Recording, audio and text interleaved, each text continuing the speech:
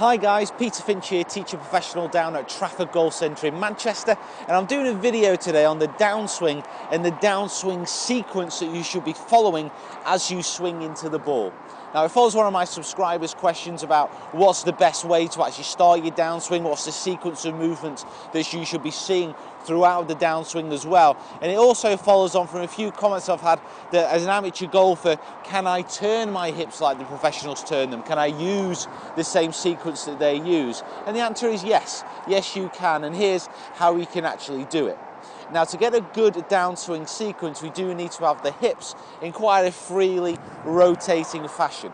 Now, if you do have some injuries to the hips, if you've got a few problems with your hips, this might not be entirely possible, but if you're fit and you're healthy, there's no reason why you shouldn't be doing this. Now, as far as the hips turning through the ball are concerned, we need to get one thing right first, straight away before anything else, and that is our posture. That is what needs to be solid, and that is what needs to be correct to begin with.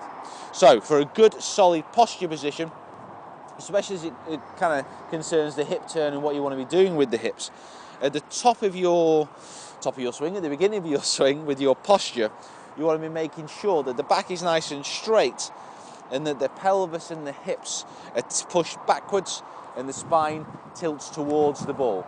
You don't want to have this pelvis and the hips actually tucked underneath the body, because from that position they can't rotate freely.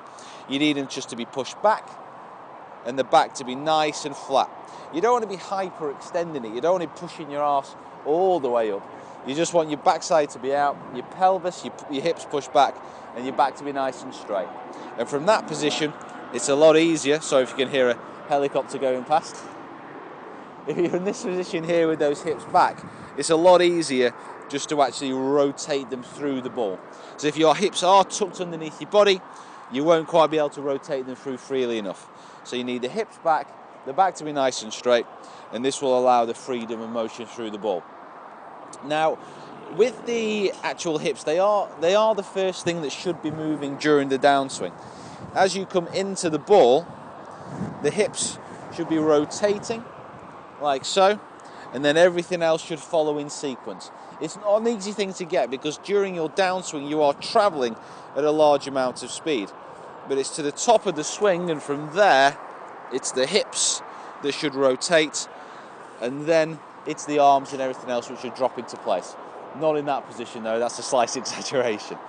So if you can get the feeling of that posture with the hips being back, and from the top of the swing the hips beginning to turn through towards the target, that is the correct sequence of motion. It's not easy to get the first time round, and it will take a little bit of practice. And a great way to do it and a great drill to use is just a slow motion drill. Slow motion drills, vastly underrated, but they can get you the feeling that you need so much quicker than so many other types of drills out there. All you need to do, just drag a ball across, get in this nice solid posture position with the hips and the back nice, the hips pushed back and the back nice and straight. And as you're coming through the ball, just take it in slow motion. Your first shot should only be going about kind of 50 to 60 yards, really short distances because it's such a slow swing.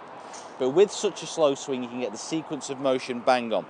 Get the hips turning, the arms dropping and falling into place, and just following in order. But do it in a very slow motion swing. So the hips back nice and straight, coming through the ball in slow motion, like so. And like I said, that's how slow it needs to be, a slow motion swing. But it'll get you the sensation of turning through. Now you can have that first slow motion swing, and that literally did go about 30 yards. Then on the second swing, you can ramp up the pace slightly. So you only want it to be going about 100 yards.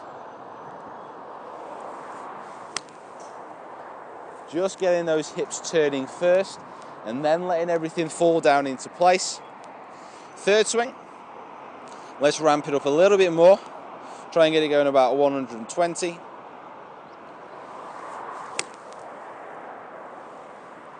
And then on the last one, let's turn those hips a little bit quicker.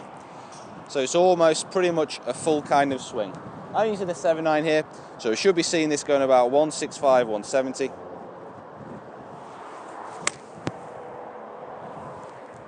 little bit fadey, but not too bad.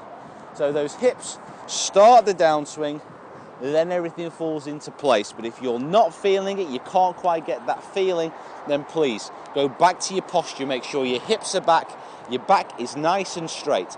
From that position, you can turn up to the top of your swing and do a slow motion drill.